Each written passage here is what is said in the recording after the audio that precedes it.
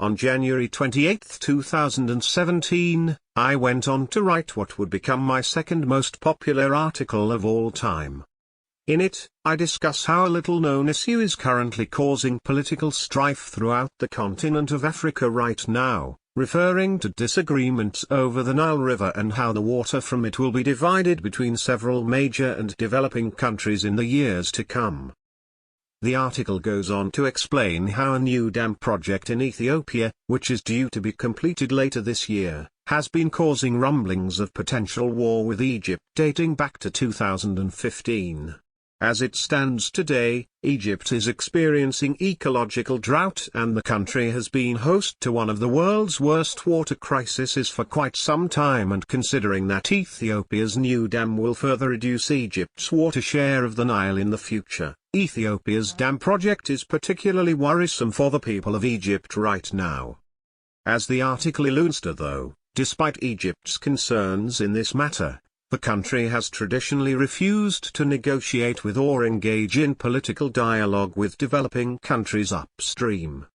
This is also why President Sisi's decision to attend this year's Nile Basin Countries Summit in Uganda was such large news.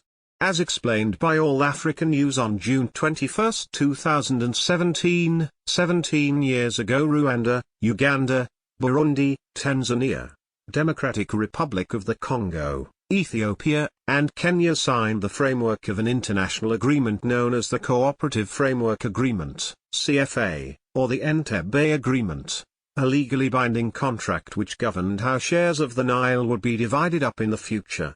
The only countries along the Nile whom refused to sign the contract were Egypt and Sudan, whom declined insisting on the pre-colonial agreements which grants them bigger quotas of the Nile waters. However, the 7 countries whom signed the Entebbe Agreement reject the terms of the outdated colonial agreements with Britain, believing that the colonial contracts grant Sudan and Egypt with a monopoly over the river. This is the political divide as it exists in 2017, and this is also why all of these countries came together this weekend for the first ever Nile Basin Countries Summit. The summit also marked the first time in years that Egyptian President Abdel Fattah el-Sisi and Ethiopian President Haile Mariam Desalegne have gotten together diplomatically, to sit down and discuss contentious issues currently dividing both countries. However, now that the meetings have concluded, several press agencies around Africa have gone on to refer to the summit as a great failure. Not only was no agreement reached, but after previously accepting invites to the event, the presidents of only 2 countries bothered showing up. The other 7 countries sent liaisons. According to reports, the summit fell apart before it even began. As reported by All African News on June 26, 2017, not only did representatives belonging to several countries walk out during the initial briefings held on Wednesday night, but they also proceeded to check out of their reserved hotel rooms and leave the country before the summit hearing even began.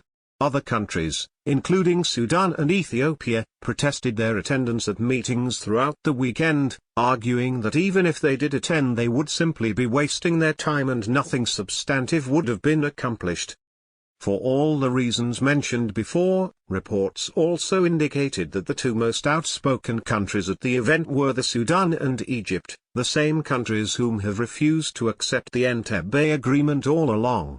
As reported by Egypt Independent about the summit meeting, Sisi stressed Egypt's keenness to end division and overcome existing differences, thus restoring the course of cooperation between all the Nile Basin countries to realize common interests through cooperation not only in the water fields, but also in various fields of development and economic integration. The article goes on to add that while Egypt was willing to step to the table and negotiate, securing Egypt's water rights in the future was the country's top priority. However, considering that Egypt was only interested in increasing their share of the Nile, there was essentially no room left for negotiation with all the other countries, and the proceedings fell apart from there. All things considered, while the Nile Basin Summit was an honorable attempt to unite several divided countries across Africa in 2017, these countries are not willing to cooperate just yet. However, The fact remains that as many African countries become stronger and begin to grow economically, Egypt is slowly starting to see its power over the continent dwindle.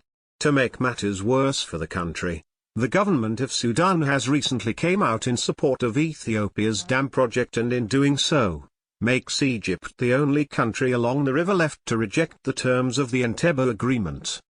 This would suggest that the 10 countries along the Nile have more in common than separates them, but the most powerful country of them all, Egypt, continues to alienate themselves from the group. How this issue plays out from here remains to be seen, but it is becoming clearer by the day that Egypt will be forced to play ball with African nations sooner than later. As Sisi was one of only 2 presidents to attend this weekend's event, perhaps even he is starting to realize this time is coming.